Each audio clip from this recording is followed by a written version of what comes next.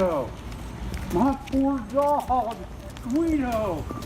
Oh, my sweet boy, yes. A dog that was inside a car when it was stolen is reunited with his owner. But where was Guido for the past month? And a woman climbs the Statue of Liberty, forcing tense negotiations, an island evacuation, and a high-risk rescue. But first, the city of St. Petersburg cancels its holiday fireworks show. I'm Katie McCall. And I'm Carolina Leid. Alex Miranda is on top of this for us. A lot of people are disappointed tonight. So what happened?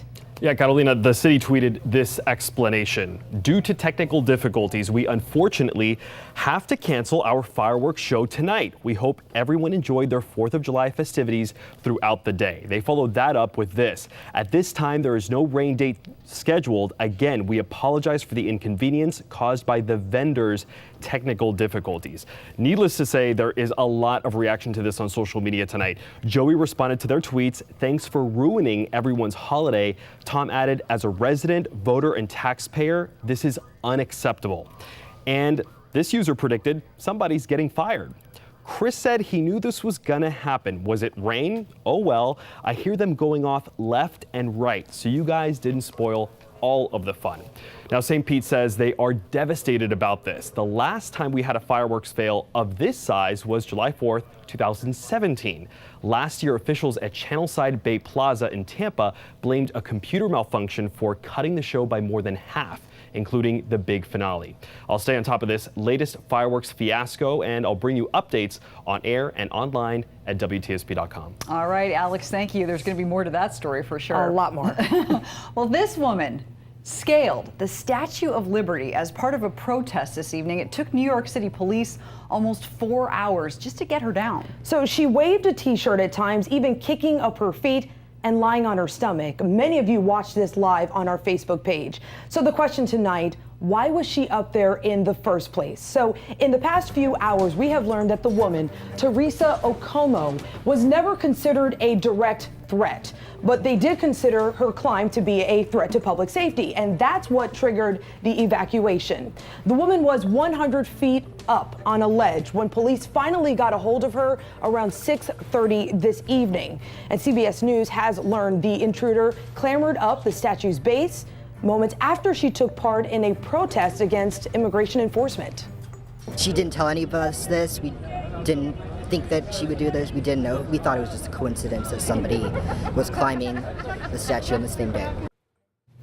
Now, federal officials say Okomo faces various charges, including trespassing, interference with national park regulations, and disorderly conduct. Yeah, a lot of charges there. These officers say not only were they worried about protecting this woman from harming herself, of course, they say at first she was threatening their safety. In the beginning, she basically threatened, to push us off, push the ladder off. But, we were persistent and stayed up there. Some tourists said the climbers holding a T-shirt that said "Rise and Resist." So that's a group that held a demonstration at the Statue of Liberty earlier in the day. So Alex Miranda, you looked into the original protest. Right, Catalina, at least 6 protesters were arrested today. Again, they're all part of a group, Rise and Resist. They hung a banner from the pedestal reading "Abolish ICE." Of course, they're referring to the Federal Immigration and Customs Enforcement Agency. Here's a tweet they posted this morning. Rise and Resist is at the Statue of Liberty demanding Trump and the GOP abolish ICE, reunite families now, halt deportations, and end detention as a deterrent. Rise and Resist posted this tweet this afternoon saying their plan did not include the climber and that their action was completed earlier in the day. But the group has officially confirmed on Twitter she is a part of the group and that they will help her with her legal needs. Now, Katie, you talked about this climb on Facebook Live tonight. Yeah, and Alex, 500 people commented within just a half an hour, and you were not happy about this lady. Very vocal here. Roseanne, you say she ruined the trip to the Statue of Liberty for so many families today. For some, they won't be able to go back. Stupid way to protest. Carlos, you say, I hope she goes to jail or fined what it costs to get her down, charged per hour for the manpower and equipment. And Jeanette, you're mad at what these officers had to do. You say she needs to be charged with endangering the lives of the officers and the first responders. And even those of you who said you supported the idea of a protest on this issue said this was not the way to go about it. A deadly day on the water. A man took his dog out on a jet ski, but the owner never made it back. Nightside's Grady Trimble shows you the one thing FWC says could have saved his life.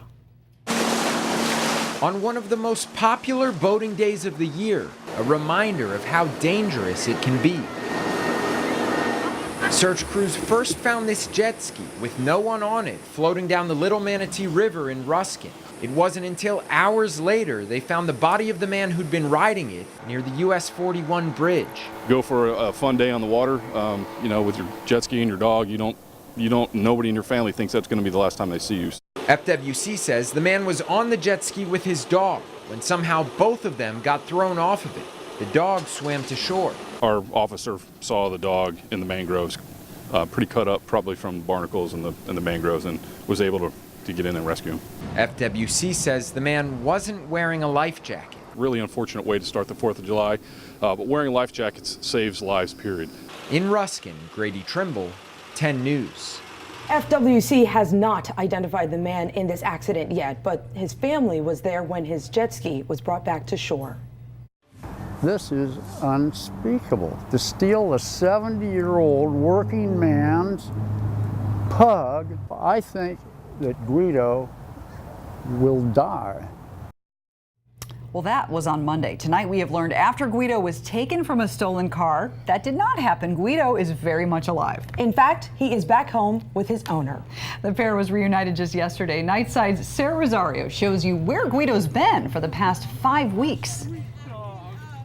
It was a happy reunion, so it was a good thing. While happy to see Donald Murray and his dog Guido reunited, a part of Carlene Rowell is sad to see Guido go. He lived here for a month. I mean, by like day 2, I was in love with the little guy. Rowell found Guido by her job and thought he was abandoned, so she took him in. She called him Wheezy. He just kind of walked around snorting and wheezing and sputtering. He kind of sounded like Speed Racer. She posted these videos of him wheezing on her Instagram page that she created for Guido. They did everything together, from going to work to hanging out in the car. He even got along with her other 2 dogs, seen here taking a nap together. And it took him a couple of days to kind of like watch the pack, and then the next thing you know, he just blended in with the crew. With the paws of her 2 other dogs tattooed on her arm, she was getting ready to make a spot for Wheezy. Probably up here because I'm running out of room down there. But then she got a call from the sheriff's office and learned Wheezy's name was actually Guido, and she had to give him back to his owner.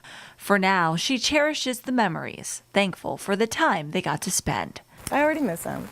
I got to see him today, and I told him I missed him last night because he likes to snuggle. So. Sarah Rosario, 10 News. So it was like a 1-month sleepover. I'm sure he's confused now. What's my name? Is it Guido or Wheezy? Well, he's happy to be home. So I'm sure you're wondering, as for the reward money that was offered for Guido, well, Carlene, she didn't make that tip to Crime Stoppers. Someone else did. So we'll just have to wait to see what happens with that $3,000. And here's a look at today's other top stories. The 12 boys trapped in a cave in Thailand are getting stronger as rescuers contemplate ways to get them out safely. The soccer players and their coach are trapped about 2.5 miles from the entrance to the cave. Crews are pumping water out of the cave as fast as possible, hoping to bring the water level down far enough so the kids could wade out. Support local business and somebody in need, so we wouldn't buy it anywhere else. Below their burned business, the owners of West Coast Surf Shop remain open. The Bradys have given many young people on the island their first job, a place to live, memories of summers at the beach, and on Saturday, up to 700 friends came out to Anna Maria Island to say thanks at a benefit for the family. The remainder of a whiskey storage warehouse has collapsed in Kentucky, nearly 2 weeks after part of that structure came crashing down. State and federal officials are on the scene to determine if any whiskey spilled into a nearby waterway. The damaged warehouse once held about 18,000 barrels.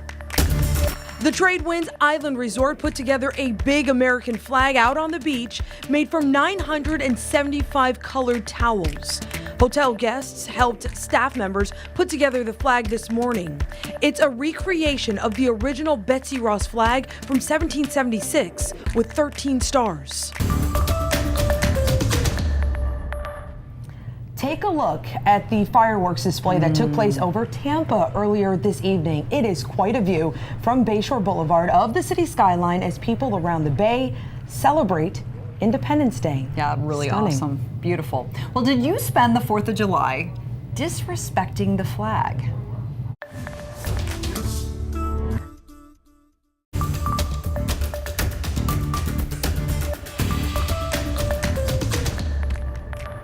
There are lots of ways to express your love for our country, but did you know that there is a code detailing the proper ways to actually do it? A really specific code, United States Code Title 4, Chapter 1, for those of you taking notes at home, otherwise known as the Flag Code, outlines the federal rules for displaying, handling, and disposing of the U.S. flag. So we sent Nightside's Phil Buck out to serve as the flag police.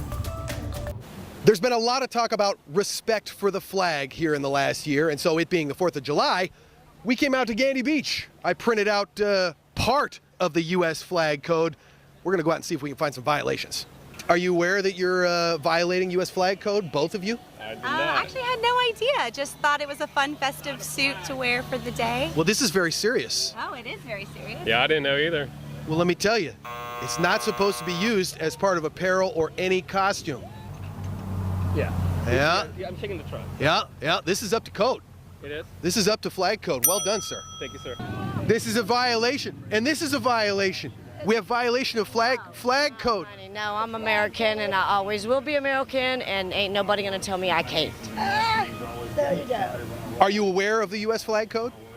No, don't give a rat. Okay. It says explicitly in the flag code, the flag should not be printed or otherwise impressed on paper napkins or boxes or anything that is designed for temporary use and discard. Violation. I think, as far as I can tell, sir, you're up to code. Yeah. Congratulations. Right on. Happy 4th of July. Right on, yes, sir. We're out here playing the flag police today. Oh, I think I may have spotted a little violation right here. This is an infraction. Oh boy. On the U.S. flag code. Oh gosh. Sue me. Sorry, I love you, America. I think you're right there. And technically, I think you're getting off on a technicality here because we have the stars on one bag and the stripes on another. Yeah, they're really not a flag. This is stars and this is stripes. So very, very crafty, sir. I think you've evaded a violation there. Well, good. We're going to let you guys off with a warning today. All right, thank you. All right. You guys seem like good Americans. Yeah, we try to be. But let's clean it up next year, okay? We'll try to do that. All right. Absolutely. Thank you. Sure. They're just trying to be patriotic. Oh my gosh. He did not take anybody's clothes away, thankfully. Well, thankfully. No. That we not know that I know of. What a Not that they night. give a rat's. I want to meet that lady. I didn't That want to lady- Gandy I'd Beach say tomorrow what? to try and find Yeah, her. she seems like fun. Absolutely. So. Hopefully you're watching. Hello. Okay. So We had some rain out there today. Yeah. We had some couple thunderstorms come through the area. We did not have this. Look at this video. This is out of Lake Eustis. Oh my gosh. This is northwest of Orlando. This is a family trying to outrun a tornado on the lake can you outrun one? in My their goodness. boat. Yeah, I mean, if you get lucky, you can. Right. Yeah, you hope so, right? They had a thunderstorm come through. Now, technically, a cloud to ground's a tornado, cloud to water is a water spout. But a lot of times here, we see water spouts that form. They're very thin, they're very weak, they form, and they barely move. This was part of a strong thunderstorm that was moving through. It was more likely a tornado. It actually did a little damage on land. So the Weather Service will take out and look at it. There's Orlando, there's where it was. This was about 2:35 this afternoon. So yeah, we had some storms, but we didn't have anything like that. Now, all the rain's just about gone. We've got a couple showers now coming through Hernando and Citrus County, especially in the Citrus County. This will get over towards Sugar Mill Woods here. It's actually weakening, so you'd be lucky if you get a sprinkle out of it, and then over to US 19 in about 20 minutes. If it holds together, and that's a big if. Had some rain left over. We had another round of thunderstorms form right over the bay. I mean, literally from the runway at MacDill Air Force Base straight down towards the Skyway, and then it just fell apart. It did clip South St. Pete just a little bit, but all that again is gone, and inland locations all looking pretty quiet right now. Clouds, most of those are thinning out as well too, and almost all this activity goes away, so by the time you start your Thursday morning, you're looking pretty good. Fireworks turned out really good for most of, well, the fireworks weather turned out pretty good for most areas. I want to shout out to the guy who lives behind Wendy's on 4th Street because he did a better job than downtown St. Pete tonight. The Gandy Beach was going off. All right, 72 degrees right now with a feels like temperature of 72. It's muggy. That's not going to change. Look what happens. This is 4 in the morning. We're going to feel just about the same we are right now as far as the heat index is concerned. And then tomorrow, it just climbs. Mid-90s is the feels like temperature by noon tomorrow. This is 3 o'clock in the afternoon. 1 to 3, we will start to pop up some showers and storms along the coast. But watch what happens in the afternoon. They tend to push inland first. And then by about 7 o'clock, we'll see more showers and storms come back towards the coast. This is a little bit different than today versus having all of it come back at us. We're only going to have a few do that. So the rain chance actually comes down a little bit tomorrow. And I think we'll keep that as we get going into essentially the next several days, which means Saturday and Sunday, rain chance only about 30 to 40%. I'm going to go 40% tomorrow, high temperature of 92. Sunrise, by the way, at 6:39. Boating looks good. A lot of folks taking off the rest of the week, right? Southeast winds to the southwest, 5 to 10 knots. Light chop on the bay, less than 2-foot seas. Water temperature, 88 to 90 degrees. You've been at the beach today, you know it's warm. All right, we're going to talk tropics. This system, not worried about it. 40 to 50% chance of developing, likely to recurve. If it does, it's still 50-50, but there's not much left to it. Take a look at this one. This one, way out here in the central Atlantic. It's a little early to get a storm, not only to form here, but then to make it all the way across, but it looks pretty good. The Hurricane Center has upped the chance of development now to 70%. Beryl is the next name, B-E-R-Y-L. And yeah, that looks legit, right? It's very small, and it's got a lot of work to do it here. The models want to take it to the Lesser Antilles by the end of the weekend, but right in here, there's a lot of wind shear and upper level winds that are not healthy for it.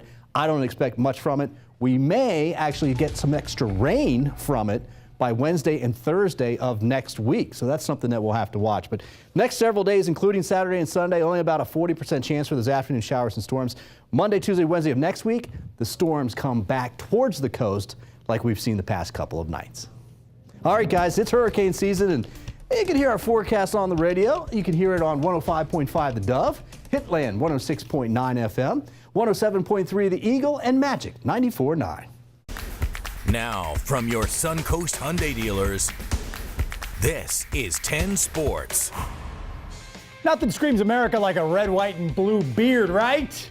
The Cubs' Kyle Schwarber decided to show his patriotism, looking quite festive for the 4th today at Wrigley Field. Well, if Schwarber can show up to work decked out in stars and stripes, so can I. Howdy, baby. I think I'm violating flag code, though, right? Absolutely. I definitely look better than Schwarber, though. You would rate me better than that, right, Bobby? What do you think? Oh, I have to do that. All right, there we go. Tip of the cap to all you out there. Hope you're having a great 4th of July. I'll save you guys having to watch that. Hey, look, we bring the festive, okay? Carlos Gomez, though, helping out with the fireworks tonight. Yeah, he's just looking out for everybody in St. Pete. Didn't get a show. He goes bonkers on the water cooler after striking out. Can't hit the ball, but he could hit the cooler pretty well. Absolutely obliterates it. That was the only show tonight for the Rays in Miami. Here's Gomez in the second inning. 2 men on and no outs. Chases one out of the zone. Was not happy. And apparently, well, it's the cooler's fault, right? Batting 125 his last 8 games, and that does not count as a hit, by the way. The Marlins, JT Riddle, he got plenty of hits. Man on first in the 6th. Ryan Weber, you don't want to hang one there. Smashes it deep to center over KK's head. Starlin Castro going to come around and score. Marlins lead 1-0. He was the only Riddle the Rays couldn't solve today. 2-0 in the 8th, though. Oh, boy. Don't leave it up there. Goodbye, Big Fly. Solo blast. 3-0 your final. Rays drop 2 of 3 to the Marlins. Well, the Rays one day hope to mimic the Marlins with a retractable roof stadium in Ybor. Tuesday, we may get an idea of what that is going to actually look like. Word is that we're going to get some renderings of what a possible stadium in Ybor could look like, and also some financing numbers, including how much owner Stu Sternberg could kick in towards that price tag. That's not the only significant announcement in town as well, guys. Bucs quarterback Jameis Winston and his fiancée Breonna Allen announced they are welcoming a baby boy to the family. Meet Antonor Malachi Winston. He was born on June 29th. Named after Jameis's father. Pretty cute, too. Been a rough couple of weeks for Winston and his family following that Uber suspension, so certainly a welcome distraction, I am sure. Oh, you can always count on Shaquille O'Neal to act like a kid again, right? I mean, I think I need to copy Shaq's strategy here. No putter required. Yeah, just a 10-foot jump shot. Shaq's still getting buckets. That's a stroke, right, Bobby? Yeah. No. Not if you're the Diesel, baby. Well done.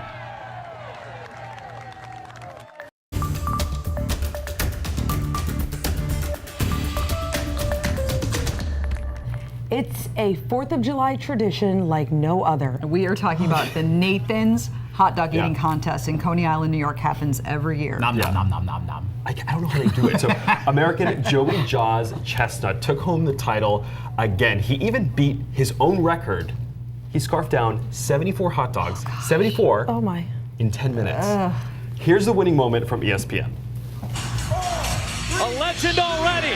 The legend continues. Number 11 for Joey Chestnut here at Nathan's. Unbelievable. And professional eaters from all over the world compete for $40,000. Yeah, it's worth it. That's a lot of money. This is his 11th title in 12 years. So you could say this is a one-man dynasty. Now, Joey starts practicing in May. You can't just do it all at once, right? Right. You have to So you don't just, loosen like, up the show up. tummy a little bit. I feel like you could challenge him, though. I've seen you eat over there. You know what? You're right. You could scarf down some food. All Maybe right? half. Maybe half. Well, were you interested to know what the nutritional facts were today for Joey Chestnut's little adventure that we saw there? Here it is from ESPN's Darren Rovell. Oh boy. Oh my gosh. 22,200 calories. What? All the saturated fat, the cholesterol. Look at the fat. Look at the sodium. He's got over 54,000 grams of sodium. Fiber. Wait a minute. Yeah. We got fiber. Hey, and he's got his protein in there. 814 814 grams of protein. Yeah. I'm quite impressed. I hope it worked out. I gotta tell you, I've covered it one time. I will never go back and see that. Yeah, the thing is, he's like average size too. Yeah, That's I know. The He's a remarkable normal thing. sized guy. I don't know where it goes. Not even gonna comment. Oh, better him than us. Happy Independence Day, everybody. Good night. I love Happy America 4th. too.